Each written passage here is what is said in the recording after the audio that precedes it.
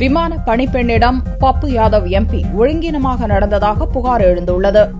பீகார் மாநிலம் மாதேபுரா தொகுதி லோக்சபா எம்பி பப்பு யாதவ் பாட்னாவிலிருந்து டெல்லிக்கு ஜெட் ஏர்வேஸ் விமானத்தில் செவ்வாயன்று சென்றார். அப்போது பப்பு யாதவ் உணவை சாப்பிட்டுவிட்டு மீதமிருந்த உணவுப் பொருட்களை விமானத்தின் இருக்கைகளுக்கு இடையில் வீசியதாக கூறப்படுகிறது. இதை பார்த்த விமான பணிப்பெண் அப்படி செய்யாதீர்கள் என்று கூறியபோது பப்பு யாதவ் கோபத்தில் கொப்பளித்துள்ளார். செருப்பை காட்டி விமான பணிப்பெண்ணை மிரட்டியதோடு ஒழுங்கீனமாகவும் நடந்துள்ளார். இப்பிரச்சினை பூதாகரமானதை அடுத்து பணிப்பெண்ணிடம் தான் ஒழுங்கீனமாக நடக்கவில்லை என்று புதனன்று பப்பு யாதவ் விளக்கம் அளித்தார். இது பீகார் முதல்வர் நிதிஷ்குமார், ராஷ்டிரிய ஜனதா தள தலைவர் லாலு பிரசாத் ஆகியோரின் கூட்டுச் சதி என்றும் பீகார் சட்டசபை தேர்தலின் போது அவர்களுக்கு இடையூறாக இருக்கக்கூடாது என்பதற்காக இருவரும் தன்னை கொல்லக்கூடும் என்றும் பப்பு யாதவ் தெரிவித்தார்.